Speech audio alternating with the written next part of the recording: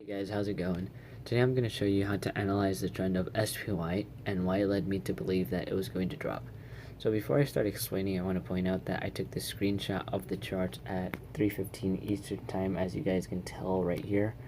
And I'm saying this just to show that I drew the trend lines before the movie even happened. So I'm going to start off by explaining what the two top lines mean. This line right here, that's the high of day, which stands at $280.25. So it's basically the resistance of the day because SPY has failed to break through that point. This line right here is a line that represents the downtrend movement of the day. So in other words, it's a line that starts at the high of day from earlier in the morning, which is $280.25, and it just runs along the price of the stock, mimicking its downtrend movement. So these two lines are not as important as the next two lines because the next two lines are support and resistance lines. If you guys don't know what support and resistance lines, I'll make a video explaining them and how to accurately draw them. But in short, they're pivotal points in stock price depending on whether the price is able to stay above the line or break through them.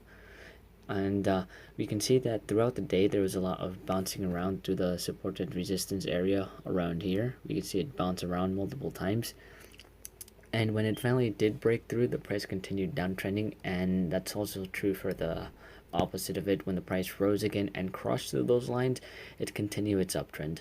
This type of movement continued all throughout the day until the afternoon, when SPY managed to break through the resistance and reach all the way up to almost the high of day, but it didn't actually break through the high of day.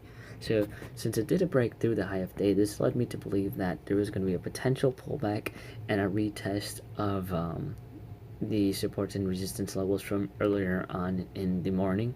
So basically what I was planning on doing with this trade was that I was trying to buy a put around this area because it wasn't able to cross over the high of day, and my plan was to sell somewhere over here when it reached and tested the previous support and resistance levels. Unfortunately, I was not able to get an order put out because I was actually trading something else. But yeah, that's pretty much it for explaining. Now I'm going to show you guys the rest of the chart and how it actually played out, and I'm going to show you guys how we made a pretty good prediction on how the price action was going to turn out to be. Just 30 minutes after I made the chart, my prediction came true. SPY was unable to hold and maintain the high of day over here, and it ended up pulling back and retesting the same support line we drew earlier. However, this time it actually broke through them, and SPY ended up dropping to the low 279 levels all the way over here. This would have been a really nice trade, like I said, but unfortunately I missed out. But the good thing here is that by drawing the trend lines, I had the right idea of what was going to happen with the price movement of SPY. And in essence, drawing trend lines is really not that hard, and I really do recommend that you all draw trend lines because it will help you succeed and make me more profitable because you would have a better understanding of where the price is going. So that's pretty much it for this video. I'll be posting the second part of the $100 challenge in the following days.